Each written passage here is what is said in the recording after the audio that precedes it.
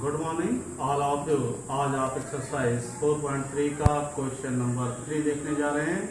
इसमें आपको ट्रायंगल के वर्टिसेस दिए गए हैं और एरिया ऑफ ट्रायंगल 4 यूनिट दिया है और उसमें वर्टिसेस में के कांस्टेंट यूज हुआ है जिसकी वैल्यू आपको बतानी है।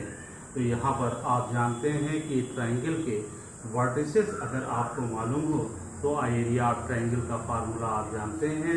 उस फार्मूले में आप वैल्यूज को रख दें तो के की वैल्यू आपको मिल जाएगी। यही बात यहाँ पर हमने वही काम किया।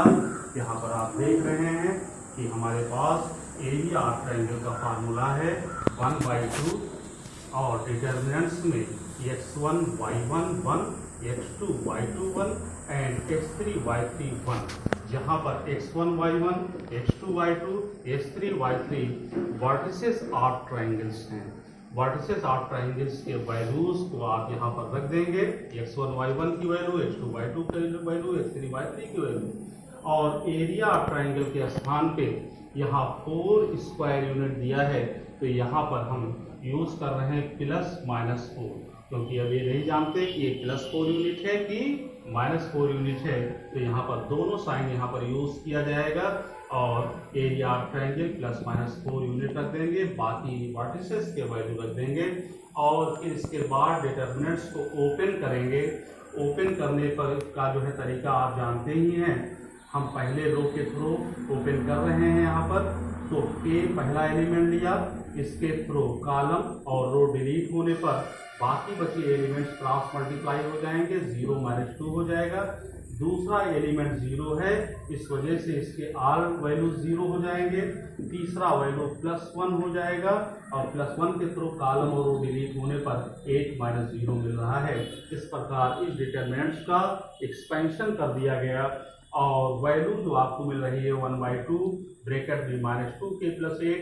यहाँ से हमने 2 कॉमन ले लिया तो हमें अंदर क्या मिल गया है -k + 4।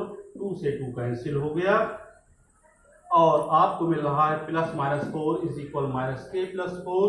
यहाँ पर एक बार में हम पॉजिटिव साइन लेंगे, तो 4 = -k + 4 हो गया। देन k = 0 यानी एक वैल्यू आपको k की प्राप्त हो गई। इसी प्रकार जब हम दूसरे बार में नेगेटिव वैल्यू ले रहे हैं यानी एरिया ऑफ ट्रायंगल को -4 कर रहे हैं तो -4 किसके बराबर आ रहा है -k + 4।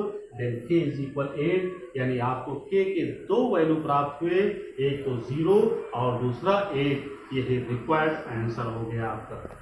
इसके बाद आप नेक्स्ट इसके और बाकी पार्ट है इसी के जैसे हैं, आप इसको कर लेंगे। इसके बाद नंबर 4 पे आ जाइए। 4 पे आपको जो है दो पॉइंटों की ज्वाइनिंग का रिलेशन बताना है, दो पॉइंटों के ज्वाइनिंग का इक्वेशन बताना है और जबकि ये दिया गया है कि इसको आपको डिटरमिनेंट्स मेथड से ही जो है रिलेशन को फाइंड करना है।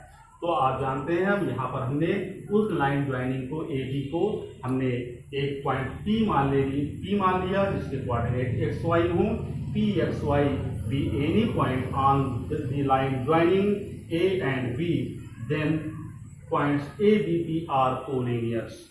हमने उन्हीं A और B जो दो पॉइंट्स दिए गए हैं जिनका इक्वेशन आपको निकालना है उसके थ्रू हमने एक पॉइंट और मान लिया P जिसे कह दिया और ये कह दिया कि ये तीनों पॉइंट क्या हैं कोलिनियर हैं।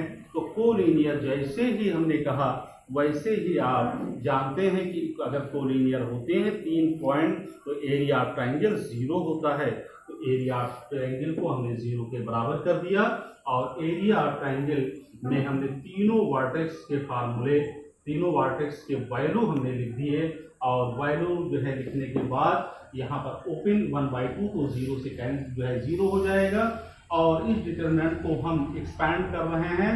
एक्सपैंड करने पर हमें रो के थ्रू हम एक्सपैंड कर रहे हैं तो 1 और क्रॉस मल्टीप्लाई करने पर 6 - y और -2 के थ्रू कॉलम और रो डिलीट होने पर 3 - x एंड +1 जो है लेने पर हमें क्या मिला 3y - 6x। ये इसका एक्सपेंशन हो गया। एक्सपेंशन होने के बाद हम इसको सॉल्व कर रहे हैं।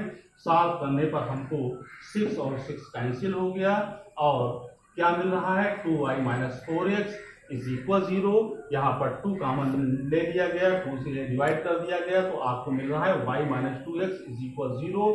यही रिक्वायर्ड लाइन ज्वाइनिंग का इक्वेशन हो गया, जो आपको जो है डिटर्मिनेंट्स मेथड से निकालना था। 2 पॉइंटों के लाइन ज्वाइनिंग का इक्वेशन डिटर्मिनेंट मेथड से ये इस तरह से फाइंड किया गया। उस पर एक आर्बिट्रेरी पॉइंट P ले लिया गया, जिसको कोलिनियर जो है करने पर एरिया ऑफ ट्राइंगल 0 के फार्मूले से इसको जो है रिलेशन फाइंड किया गया। और इस तरह आप क्वेश्चन को कर लेंगे, बाकी क्वेश्चन आपको कल बताए जाएंगे। That's all.